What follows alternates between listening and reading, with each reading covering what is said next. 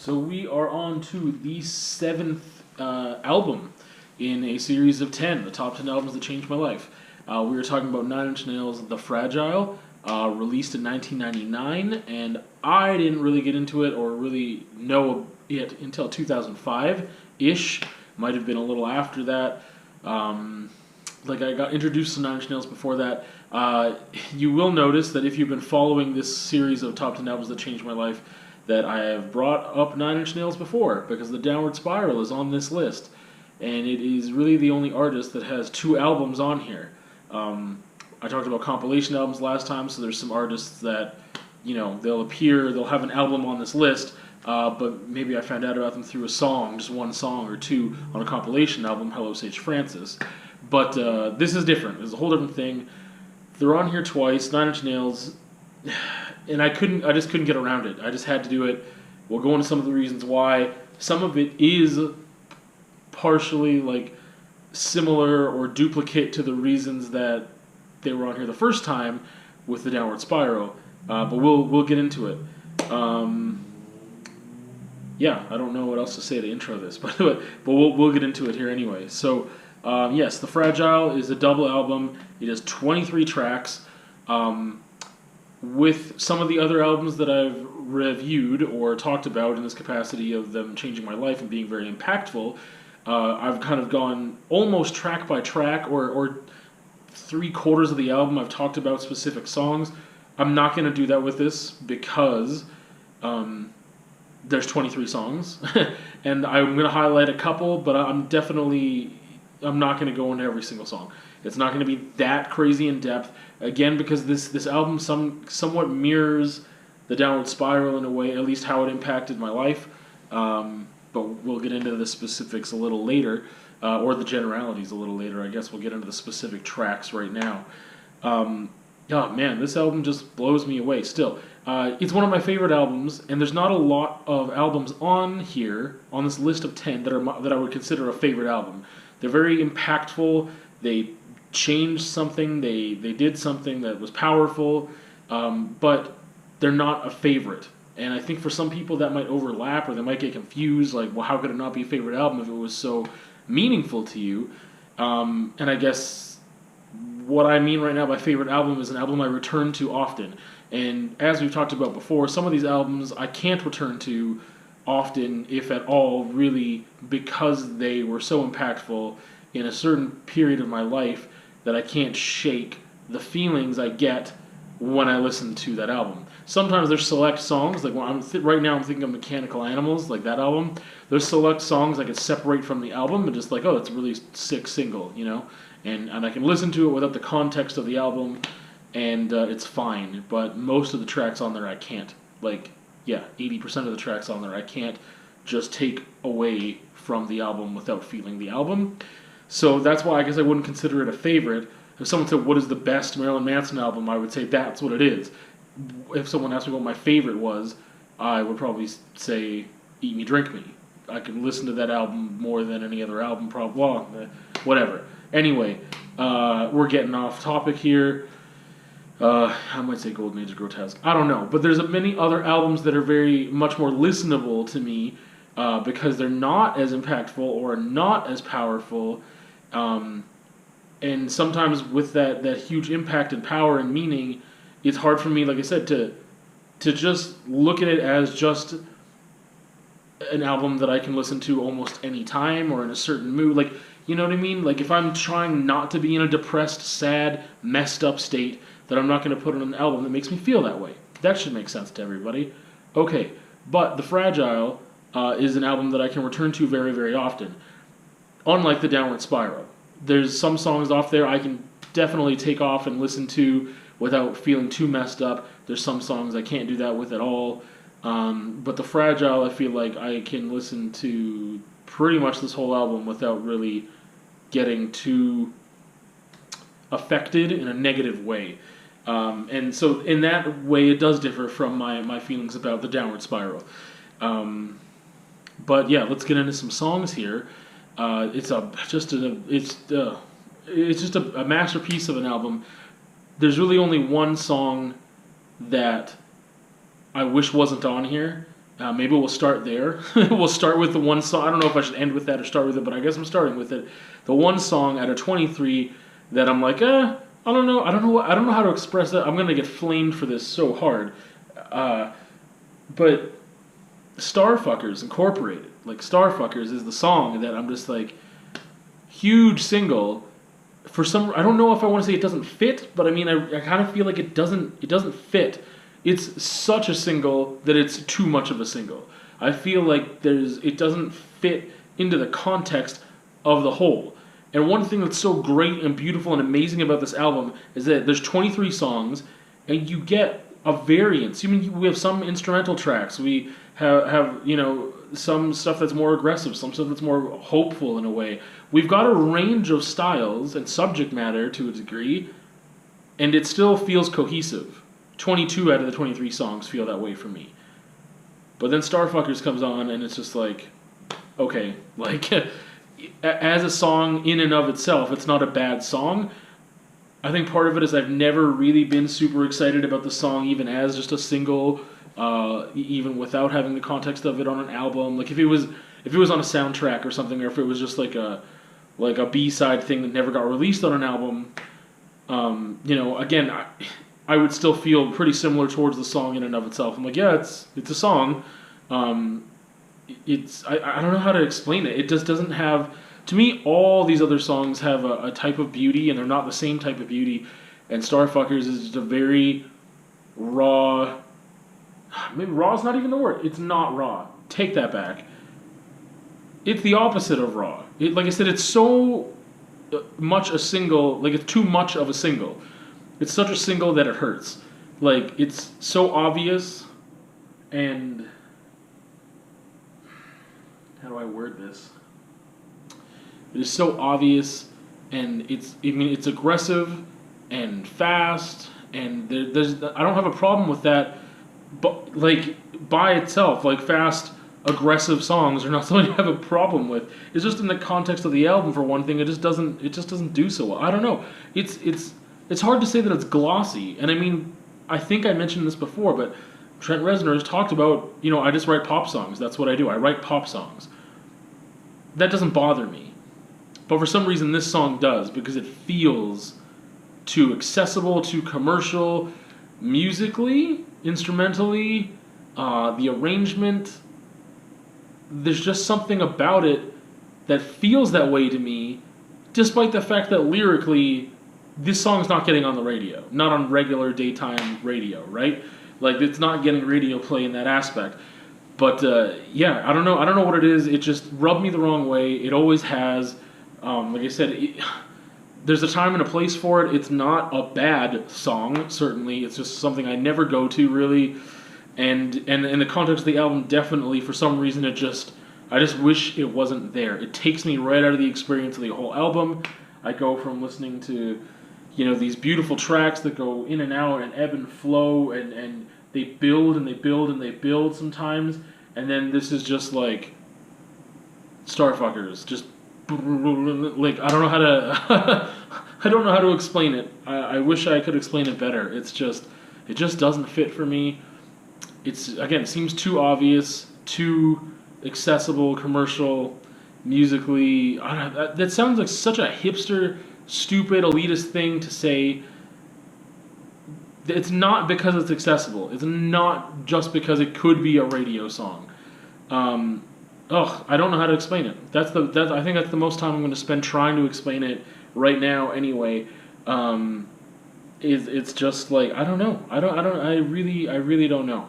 It's such a single. That's all. It's just too much. Other than that, there's 22 other tracks on here, and like I already mentioned, I'm not going to go through them one by one by one. I'm going to talk about some of them in chunks and get specific with some.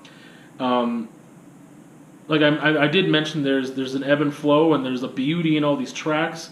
There's instrumental tracks on here, which is nice. There's more than just one. Like there's a time and place, and I wish I counted. I can think of 3 right now. I don't know if there's more, but 3 out of 23 tracks. That's decent. There could be 4 or 5. Honestly, I don't have the for a favorite album. I don't have the whole thing memorized. But yeah, there's these beautiful instrumental tracks that give you. I don't want to say it gives you a break, but it is part of this ebb and flow. It's part of this journey that you go on if you're listening to the album from front to back. Like I said, I feel like the only thing that takes me out of it is Starfuckers. Everything else, I feel good about. I feel like that's where it's supposed to be. That's where I'm supposed to be. It all adds to the experience. Every song adds to the experience of the album as a whole, including these instrumental tracks that really give you time to breathe and get reflective. And I don't mean time to breathe in a way like, man, everything else is so aggressive and so hard and so whatever that I just need some time away from that. I mean, it's like if I was listening to Mastodon, I could listen to one album and then, like, sometimes I can't even make a whole album because it's so dense. And that's not what I'm saying here. It just adds to the whole mix of things. That, like, there is a versatility here that's amazing. And these instrumental tracks are so stripped down sometimes that they can be incredibly piano driven, and some of the regular tracks can be too. But this just gives a little different flavor. I just wish. This album is partly what made me wish that I knew how to play piano. Because I feel like this really brought to light that, man, piano is the most versatile instrument ever.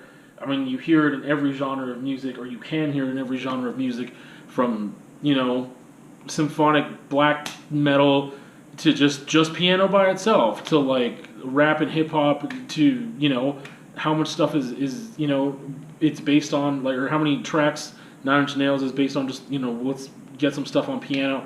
It's just so many of these songs are very piano driven, and they don't necessarily all come off that way, but some of these instrumentals, like, really do. And I don't know, they're just beautiful, beautiful pieces by themselves that serve this greater whole. And because there's less of them, that's why I'm focusing on them so much, because it's like, oh, you threw some, like, a lot of the times I find with a band, you find one instrumental on an album.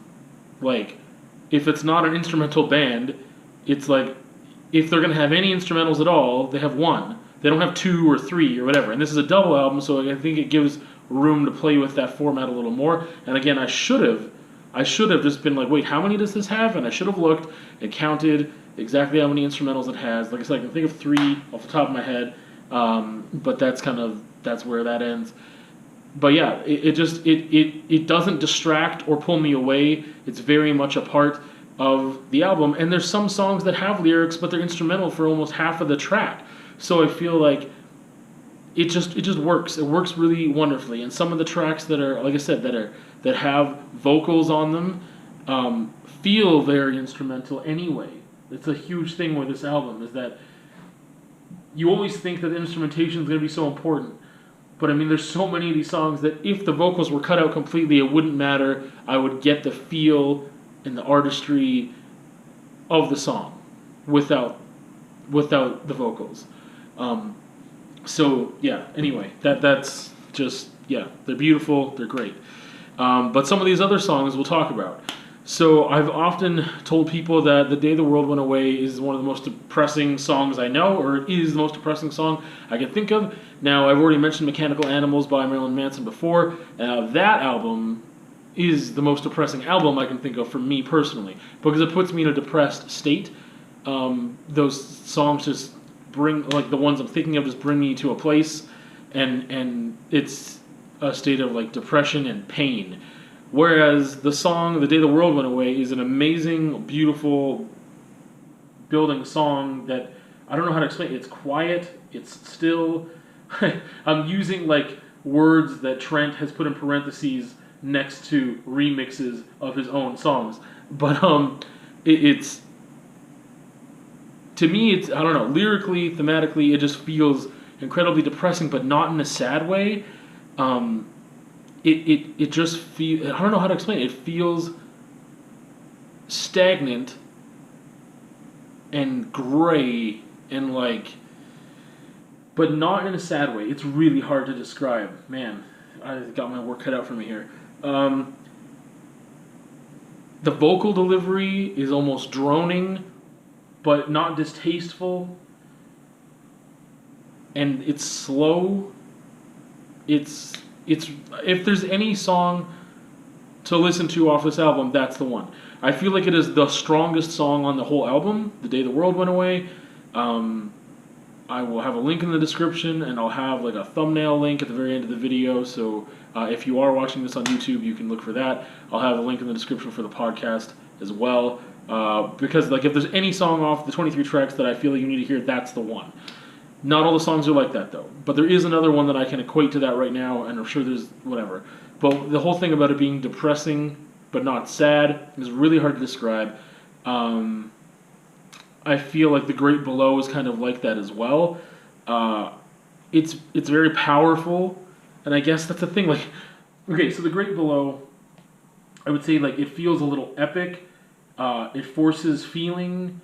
It demands to be felt, which is something we say about pain, which I've talked about before, especially when I talk about Slipknot in some of the reviews, which didn't end up on this list of top 10 albums that changed my life, but pain that demands to be felt. And so, but this song almost demands a response. Like the Great Below, just it is powerful. It's rumbling in a way like that builds where you hear pain, you recognize it. It gets soft and quiet and gives you time to reflect, gives you the stimuli to have self-reflection, I feel, because of the instrumentation.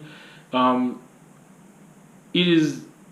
feel like it is depressing, but it is not sad. I don't know why it's not sad. To me, it just doesn't feel that way. It is in that same realm of the Day the World Went Away, except that in some ways I feel like The Great Below is more demanding to be... No, it's more obviously demanding to be felt because of some of the differences in volume and tone in vocals, whereas The Day the World Went Away almost demands to be felt because it doesn't shift that much. It doesn't build in a certain way. It doesn't like crescendo into whatever. It's, like I said, almost droning and still and same. It has this certain quality that's certainly not boring, but it makes you take notice. And there are a couple songs that I feel like are on this thing that are they feel almost depressing but not sad, and it's such a weird thing to try to define, and I don't know how. That's just how it makes me feel. I don't know how to explain it any better than that. There is some hopeful moments on the album too. There's these flashes and blips of hope, just like there's these flashes of instrumentals in a way, but yet they're... I don't want to say flashes. Again, it fits perfectly as an ebb and flow type thing in the album, the way that the tracks are oriented and stuff. But I mean, Wearing This Together and The Fragile are the two ones that I would highlight because they both, to me, are very optimistic and positive songs, I feel like in very different ways, but in some ways Wearing This Together is also, I feel like if there was any other song other than Starfuckers that I feel like wouldn't really fit on here, it would be that song for almost the same reasons that I'm like, this is such a single, or it's too glossy or poppy or whatever in a way that doesn't fit the rest of the album too much. It's almost too optimistic, it's too obvious, I guess, it's not subtle. Starfuckers is very not subtle. That's what I guess I'm getting at. This album is very subtle. And I don't mean in a way that's like, I don't know, some like weird avant-garde, like you have to be on some other next level stuff to really comprehend and get the music, and it's not... No, the album is somewhat fairly accessible to, I think, the average listener, but you definitely have to be one that appreciates beauty in art, I feel, in order to really appreciate the album. So it does have layers to it. But, yeah, like, Wearing This Together is almost, again, almost too obvious, where I feel like it is not subtle like the other ones are subtle. Like I said, when I was trying to describe this depressing but sad feeling, to me that's a subtle feeling. There's subtle shifts. They're not crazy obvious, like, beat you over the head with the theme, either instrumentally or lyrically. I feel like Starfuckers just completely is, and maybe that's part of the point. Like, I'm not, like I said, it's not a bad song. at all. It's just the fact that for the album, it feels like, what are you doing? This is maybe because it fits so thematically. The point is that it's obvious. The point is that, yeah, look at you, like everyone can see what you're doing. We all know what you're doing. Like, get over yourself. Like, you're not fooling anybody. And maybe that's why the song sounds that way. We're in this together. To me, again, feels so very obvious, so very strong, but not in a way that I like. It's the second song on here that I'm like, I don't listen to it that much. I kind of wish it somewhat disrupts the vibe for me from time to time, but I definitely listen to it more than I would Starfuckers for sure. But that and the Fragile, like I said, there's these instances of obvious hope, obvious positivity and optimism that come here. Whereas I feel like there is a lot of hope on the album. It's not as obvious, and that's what I like about it. There's such beauty on this album, and it takes so many different forms. And we do have aggressive songs on the album as well. Really aggressive songs, but they're not executed in the way that Starfuckers is, which is what makes them so good and nuanced. Songs like Somewhat Damaged, there's just so many lines and the way they're executed but they fit into the instrumentation in a way that isn't what I would say stereotypical or expected. That's what makes it so good. But I mean, just like broken, bruised, forgotten, sore, too fucked up to care anymore. Like, whew. So I don't like. It's not just the words in themselves. It's in the way that they are executed. It's in the way that they are perfectly,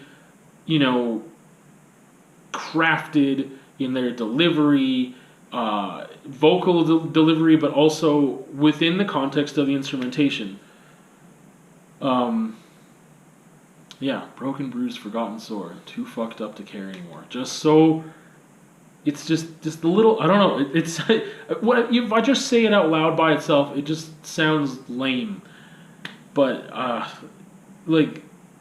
the song is not, instrumentally, this aggressive, hard metal song or anything like that. Yet those lyrics somehow fit perfectly in there. And again, the vocal delivery is very powerful, and that is more raw and aggressive for sure. It just ends up matching. Somewhat Damaged, No You Don't is another one that I feel like has an aggression to it that is not obvious. It's not necessarily subtle either, but there's beauty in the song, and then there's building, and there's anger, and there's frustration.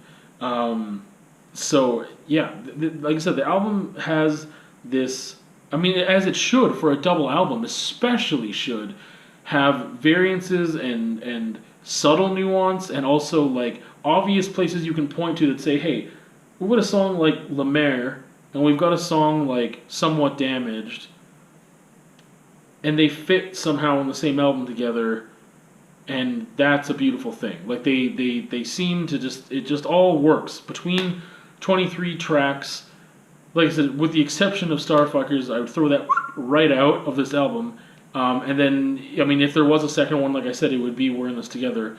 It definitely fits more, but it is very much a single as well. It's a beautiful album. The reason that it is a favorite, the reason that I can return to it is because despite the fact that it is powerful, for some reason, it doesn't, even The Day the World Went Away being so depressing, songs somewhat being so angry, and a lot of self-reflection, but also self-abuse.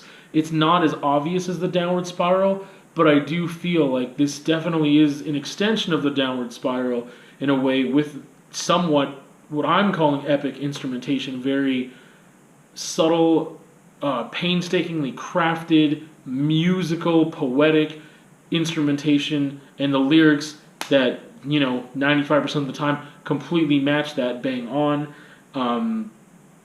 Like I said, especially within a double album, you should have these variances happen, and yet somehow still maintain cohesiveness, this cohesive thing. But this just has a way, this album just has a way of, I can feel those things, I can feel that pain, that frustration, that anger, I can feel the peace in this album, I can feel the depression, I can feel the low points, yet it doesn't drag me down, which I don't know if it's just the time in my life that I, came upon finally the whole album, rather than in pieces. I don't know what it is.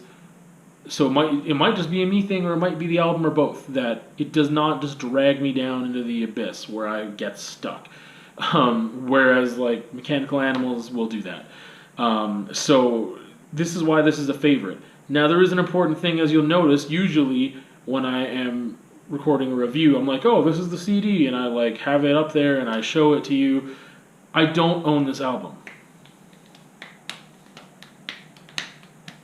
I don't own this album, and if you if you haven't heard some of the other reviews, then maybe you don't know why that is. I mean, I guess it's the same reason why I don't own.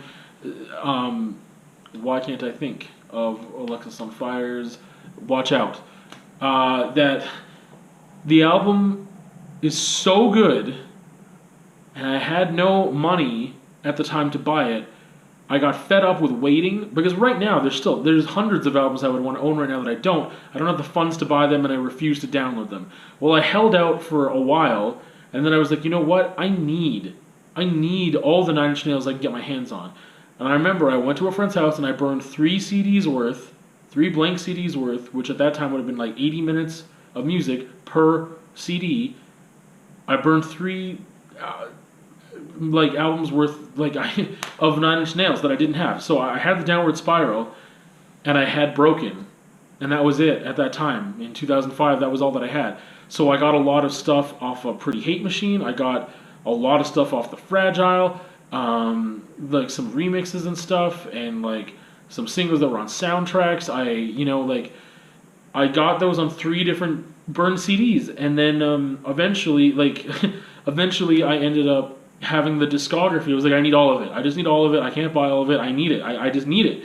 And some of that stuff was made available by Trent, on the Nine Inch Nails website, like Ghosts, like instrumental album was just made available for free download. I think it was the only thing ever. And so it's one of those times where like, I'm sorry, I can't. I need this so much. Once I realized the power, and that's what I really felt with some of these tracks on the Fragile. When I first heard the Day the World Went Away, it never left me. And I heard it in high school, years before I owned it, and it never left me, and I needed it, and I never bought the album after.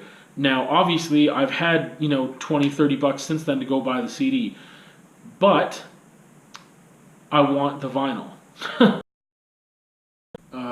I want it on vinyl. So that's kind of where that's at. That's why I don't own the album yet. Despite it being one of my favorite albums, because I am like, well, what's the point in buying it on CD if I'm going to buy it on vinyl? Other than Broken and the Downward Spiral, I don't have any Nine Inch Nails CDs. Still, I ended up buying Pretty Hate Machine on vinyl. I ended up buying Hesitation Marks when it came out, just on vinyl, straight away. And then I bought the physical, like, the 3 EPs that came out a couple years ago. Not the actual events, Bad Witch, and now I forget the name of the other one. There was like a physical component you could buy, and then they gave you the digital download, and that's what I bought, because they didn't have CDs with not the actual events. At the time, that wasn't an option. So anyway, that's my story about why I don't actually own the Fragile yet. It's gonna be that's gonna be a big purchase when it happens. Anyway, that is pretty much that. I kind of got thrown off there because the battery died and whatever. But I need to say, to wrap things up, that the reason, again, this is on my list, because it is not just one of my favorite albums, it's one of the best albums of all time. Just by the way, just to let you know. For all those reasons that I said, the strength and power, yet subtleties, the nuance, the cohesiveness of the album, it continued to push the boundaries of music being art for me. It really cemented that into me, saying like, wow, like this is art as music. This is music as art. This is it enhances my visual art. It enhances my words. It enhances just my being in such a way that is so impactful that I can return to it over and over and over and over again and listen to it frequently and often. And it has a quality about it that does not drain me. There are albums, like I said, there's some Mastodon albums. They are so dense. They're great, but they're so dense I can't listen to any more of that type of progressive technicality. Cubby Bear, man, like Force Back to Sleep, that album is so powerful, so emotional, so raw. It is amazing, but I can barely get through a listen of the album from start to finish because it is so. Yeah, it's just the way that it's done, and that's not taking anything away from albums like that. But this album, just because of Trent Reznor and the way he chooses to express himself, it just happens in this way that is so perfect that I can consume it again and again and again, and I can find new things in it. There's so many layers, and there's so much there with being a double album that it's amazing and beautiful and wonderful, and you need to listen to it.